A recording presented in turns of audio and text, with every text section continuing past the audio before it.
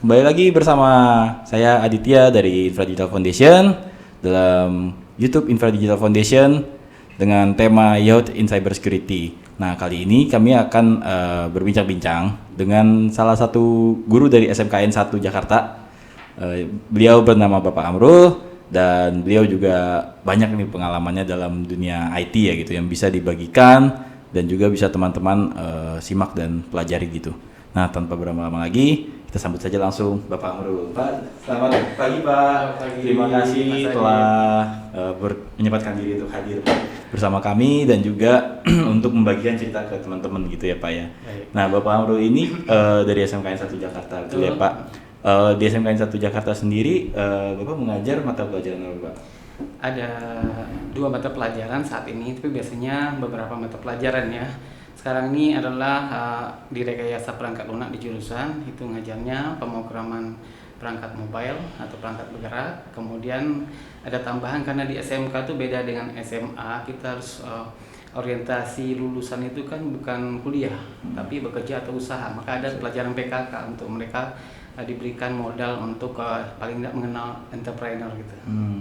Jadi ada 2 itu saat ini. Gitu, Pak. Oke, menarik banget Pak. Jadi kalau misalnya terkait mata pelajaran yang entrepreneur tadi namanya PKK ya Pak? Iya.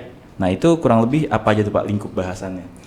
Untuk lingkup bahasanya kita mengenalkan bagaimana karakteristik seorang entrepreneur ya, pengusaha. Kemudian mereka juga diajarkan berbagai macam latar belakang lah untuk persiapan menjadi seorang pengusaha. Termasuk juga diajarkan bagaimana kita tidak melanggar haki lah ya. Jadi kalau nyontek sewajarnya, jangan 100% plak gitu kan, otomatis melanggar hak cipta dan seterusnya, itu diberikan juga di situ. Termasuk bagaimana mereka membuat sebuah katakanlah project untuk mulai sebuah usaha. Project itu terserah mereka, diberikan kebebasan ya, tergantung ide mereka, karena kita gali idenya juga. Kalau nggak punya ide kita yang berikan biasanya gitu. Tapi sebelumnya juga mohon maaf saya tambahkan Mas Adit, sebelumnya saya sudah ngajar mata pelajaran sistem keamanan jaringan itu 2 tahun yang lalu. Nah ini juga kaitan dengan cybersecurity sebenarnya, karena itu bagian dari mata pelajaran 2 jurusan, teknik komputer jaringan dan SIJA. SIJA ini pelajaran yang jurusan yang khusus, tidak semua sekolah SMK ada, itu cuma ada di kita SMK 1 dan SMK 26. Sekarang ada tambahan SMK 69 di Jakarta. Cuma 3 itu sepertinya. SIJA ini 4 tahun. Nah, itu ada juga sistem keamanan jaringan di sana. Oh iya. Menarik ya Pak. Ya jadi itu ya teman-teman. Nah sekarang mungkin kita bisa lompat nih Pak untuk membahas lebih dalam terkait background Bapak sendiri gitu. Yeah. Jadi yang seperti Bapak tadi pernah sudah sampaikan gitu kepada kita dan teman-teman, bahwasanya Bapak ini dari jurusan RPL ya, maksudnya mengajar jurusan RPL gitu di sana, dan juga Bapak Amrul ini merupakan salah satu peserta dari Ready for AI Security yang dilaksanakan oleh Infra Digital Foundation dan Microsoft Philanthropies begitu. Nah kalau misalnya boleh saya bertanya, mungkin background pendidikan Bapak dulu ketika kuliah gitu, itu apa ya Pak? Dan kenapa tertarik dengan dunia cybersecurity gitu Pak? Iya, karena saya kebetulan lulusan teknik informatika, tapi di Jogja, kampus swasta sih, bukan UGM ya. Orang taunya Jogja itu UGM ya. Saya di Jogja, kebetulan di Ahmad Dahlan ya, saya sebut aja lah. Kemudian secara garis besar kita mendapatkanlah pengenalan tentang itu, karena juga saya waktu itu membuat tugas akhir adalah e-commerce.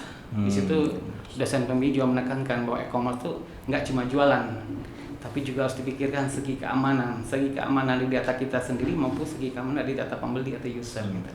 Itu masih terngiang sampai saat ini mas saya. Jadi kebetulan ada tawaran seperti ini dari Infra Digital, saya nggak pernah nolak lagi, langsung iya aja. Karena ini sangat-sangat menarik buat saya, jadi saya ikuti dengan antusias sekali. Demikian mas. Oh iya, mantap Pak. Ya jadi itu ya teman-teman, background pendidikan dari Pak Amrul gitu.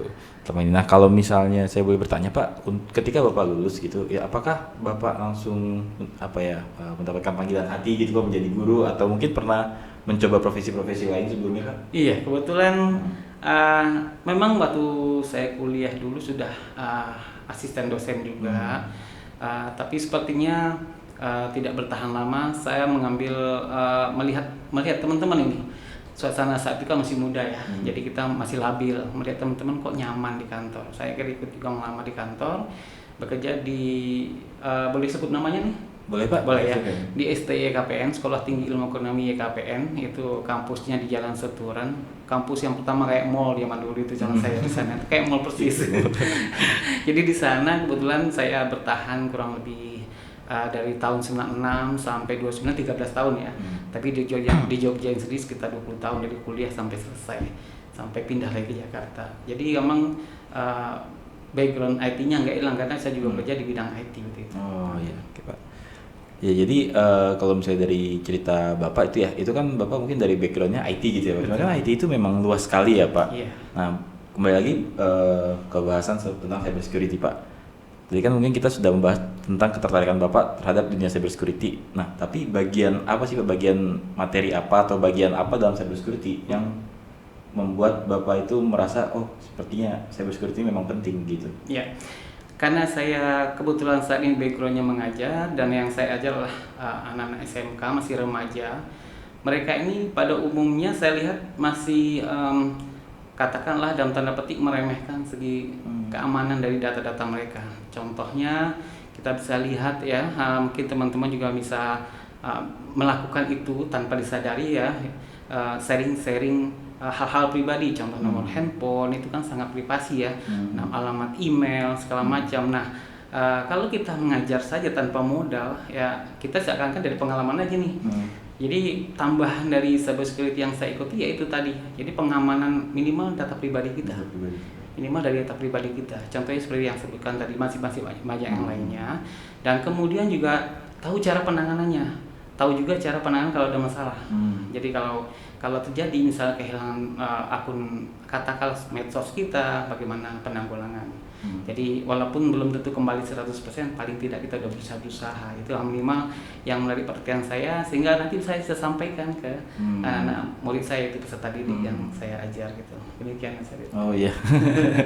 Ya itu berarti memang menggambarkan seberapa penting juga ya Pak dunia cybersecurity gitu. Sebenarnya dan tidak hanya terbatas pada dunia IT aja ya Pak, tapi mungkin memang meluas untuk seluruh masyarakat ya waktu Betul. Pak. Betul, itu untuk kalangan umum pun banyak. Apalagi sekarang kebetulan saya juga beberapa teman mengalami di mana nomor WA-nya dihack, lalu kemudian dijadikan penipu itu sebagai alat untuk transaksi keuangan, misalnya untuk meminjam uang ke teman yang lain, sehingga teman saya ini jadi korban otomatis karena dia dianggap kok dipinjamkan uang nggak kembali, karena bukan dia yang minjemkan, tapi nomornya dihack, diambil oleh si penipu tadi. Nah, ini sering terjadi. Jadi masyarakat umum harusnya lebih care terhadap hal ini. Jadi kalau di WA itu kan ada pengamanan 2 langkah itu. Jadi nggak cuma tahap pertama aja PIN, mungkin ada satu tahap lagi yang lebih spesifik sehingga WA tidak mudah dihack walaupun orang mencoba untuk mengambilnya. Ini pengalaman saya. Oh ya itu ya teman-teman, penting banget buat khususnya terkait data pribadi dan lain sebagainya. Pokoknya hal-hal yang bersifat pribadi dan terkait dengan digital itu teman-teman memang harus menjaga privasi teman-teman dengan sebaik mungkin gitu. Nah kemudian Pak, Bapak kan sekarang udah ikut serta dalam program Ready for AI Security ini Pak. Nah ketika Bapak ikut training gitu dan ikut belajar gitu tentunya ya. Nah bagaimana cara Bapak untuk memperluas ataupun memperdalam ilmu cybersecurity itu sendiri Pak? Apakah dengan belajar sendiri atau diskusi mungkin dan lain sebagainya, gimana Pak? Ya karena ilmu itu tidak terbatas ya, maksudnya kalau dari pelatihan atau dari pendidikan itu tidak mencakup semua hal, masih banyak hal yang masih kurang. Beberapa hal yang saya lakukan untuk menambah pengetahuan saya atau kemampuan saya tentunya dengan diskusi, termasuk pelatihan-pelatihan juga saya ikuti. Di sekolah kebetulan ada namanya sekolah PK, itu adalah sekolah unggulan untuk mendapatkan fasilitas dari kementerian, mendatangkan guru tamu. Nah guru tamu ini kita datangkanlah profesional di bidang cyber, kebetulan 2 kali sudah didatangkan untuk memberikan katakanlah tambahan pengetahuan kepada kami. Jadi caranya berbagai macam, itu dari yang formal. Yang informal saya mengikuti pelatihan-pelatihan secara online ya di internet. Tapi emang lebih fokus dan lebih lama emang di infra digital ya. Sebelum juga ada yayasan lain yang sudah memberikan hal yang sama juga. Jadi itu tambahannya, karena selain pendidikan kemudian juga mengembang keterampilan sendiri, juga diskusi bersama anak-anak terutama. Karena anak ini ternyata kalau yang berminat tuh malah bahkan lebih jauh dari saya pengetahuan. Karena mereka nyarinya jalur otodidak bahkan dari komunitas-komunitas gitu. Oh ya, begitu ya Pak. Ya itu bisa juga jadi acuan buat teman-teman nanti nih Pak, gimana cara mereka memperdalam lagi ilmu dan memperkaya ilmunya gitu. Nah kemudian Pak, terkait cybersecurity ini sendiri gitu Pak, menurut Bapak apakah prospektif Pak, khususnya bagi Bapak nih sebagai guru SMK gitu ya Pak, dan dalam SMK dan jurusannya IT gitu? Sangat-sangat prospek karena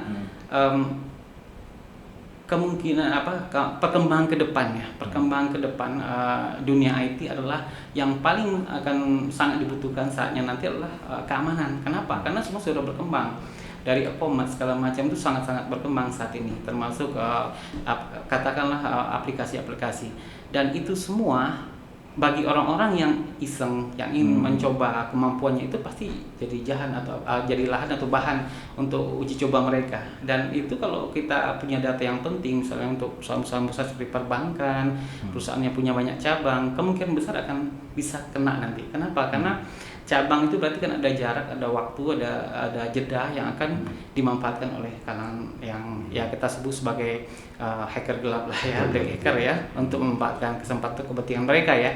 Jadi emang prospeknya sangat luas, apalagi untuk anak-anak yang sekarang masih sekolah. Usahakanlah jangan pernah membatasi hanya di pelajaran sekolah. Kembangkan kemampuan yang spesifik ya untuk modal nanti pada saat kuliah bisa berkembang lagi dengan komunitas nantinya, karena di saat kuliah itu banyak komunitas yang akan menampung anak-anak ini nantinya kan. Karena kalau di SMA kan masih terbatas pengetahuan mereka, tapi kalau kuliah udah sangat luas, dosen tuh bisa dia komunikasi. Walaupun di SMA juga ada guru ya, atau di SMK ada guru, tapi dosen lebih luas pengetahuannya itu biasanya karena keilmuan mereka lebih jauh karena S3, S2 dan seterusnya itu ya. Kemudian juga kemanfaatan cybersecurity itu selain minimal untuk diri kita sini juga yang saya sampaikan itu perusahaan besar, karena perusahaan besar di masa akan datang tuh cakupannya akan perluas jaringan terutama. Ya, artinya satu perusahaan besar nggak akan mungkin satu cabang aja, nggak mungkin satu perusahaan di tempat aja kan, pasti mengembangkan ke tempat yang lain, dan itu butuh pengamanan semua, baik pengamanan dari segi internal mereka juga dari segi serangan dari luar. Jadi sangat-sangat prospek, artinya lapangan kerja saat ini itu sudah mulai saya lihat banyak sekali yang butuhkan. Saat ini saja belum nanti. Iya betul Pak. Itu berarti semakin bertambahnya awareness masyarakat termasuk perusahaan-perusahaan juga ya Pak, iya, untuk menjaga data, keamanan data mereka itu ya semakin besar juga peluang yang ditawarkan itu dalam dunia cybersecurity. Oke Pak, nah kemudian saya ingin bertanya Pak, kan Bapak sudah mengikuti beberapa rangkaian training ready for AI security ini Pak gitu kan. Nah menurut Bapak sendiri gitu sebagai guru ya, khususnya guru IT gitu, seberapa berpengaruh Pak program training tersebut Pak? Kalau untuk saya sendiri dan mungkin untuk kalangan guru sangat-sangat berpengaruh. Minimal kita jadi semakin aware lagi dengan tentang cyber security secara umum, dan khususnya nanti termasuk bisa diarahkan ke pembelajaran karena memang ada kaitan juga dengan mata pelajaran ya kebetulan. Jadi kegiatan sangat positif, dan kalau menurut saya memang perlu semakin dipublikasikan atau dilanjutkanlah keberlangsungannya. Karena apa? Banyak sekali guru-guru yang mungkin ya seperti pengalaman saya zaman dulu juga kurang aware dengan hal ini ya, tentang keamanan data ini dan seterusnya ya. Apalagi anak-anak kita sekarang sangat membutuhkan hal ini karena masa depan mereka kesempatan mereka bekerja sekarang semakin sempit, maka di cyber security lah mungkin kesempatan mereka lebih luas. Kenapa? Karena masih jarang istilah katanya profesional di bidang itu. Ya, karena saya juga mendengar yang mengisi materi Pak Ziyad ya bilang ya nggak sebanyak memang, tapi perusahaan itu lebih banyak lagi yang butuhkan. Jadi walaupun banyak pun saat ini masih dirasakan kurang sekali. Jadi kesempatan luas untuk anak-anak, untuk guru-guru ini saya setuju untuk terus dilanjutkan. Iya betul. Begitu mantap ya Pak. Jadi tadi merupakan apa yang disampaikan oleh Pak Amrul tadi ada benarnya juga gitu, karena untuk mendukung meningkatnya SDM kita gitu ya Pak ya, terutama yang masih muda nih Pak gitu, supaya mereka lebih mendalami dan bisa menjadi profesional dalam bidang cybersecurity ya memang perlu gitu program-program training gitu yang meluas gitu ya Pak ya. Betul. Nah mungkin terakhir nih Pak, peran guru itu sendiri Pak dalam mentransfer ilmu ke siswa maupun ke murid gitu ya, tentang cybersecurity Pak, seberapa berperan Pak? Apakah sangat besar atau bagaimana Pak? Iya, bisa dikatakan kalau dalam persentase ya mungkin nggak sampai 100% juga ya, karena siswa itu yang kreatif terutama yang memang minatnya di situ, punya antusias di situ, itu bisa peran guru semakin kecil. Tapi secara umum katakan 60%-nya lah, secara umum.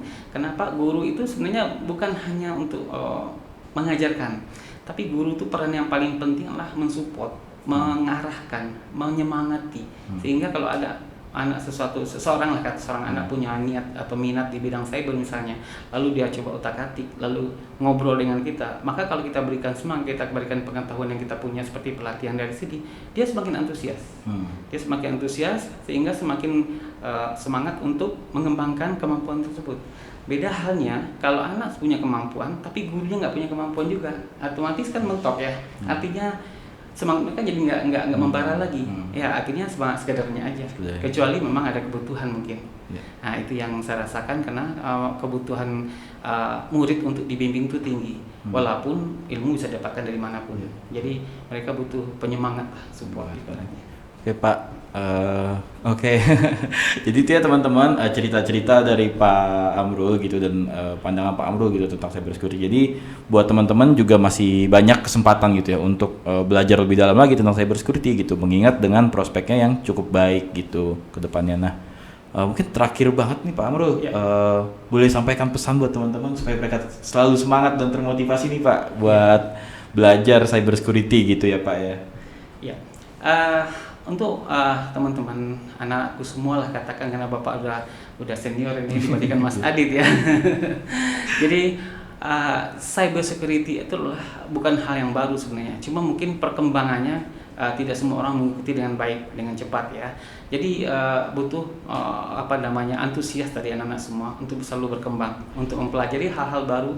Banyak sekali hal baru di dunia cyber security karena cara untuk menjebol keamanan itu juga banyak, maka kita harus semakin, ya kata orang katakanlah semakin pintar polisi, malingnya juga semakin pintar ya.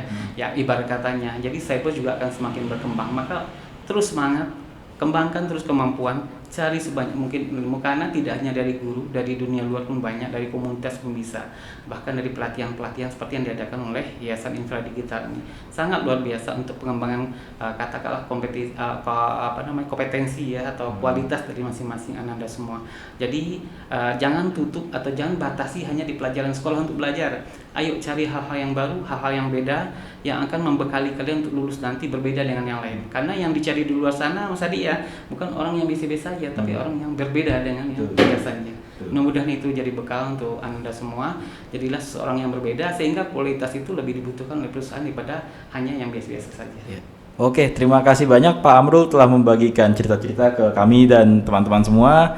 Oke teman-teman, sampai bertemu lagi di episode-episode selanjutnya. Dadah.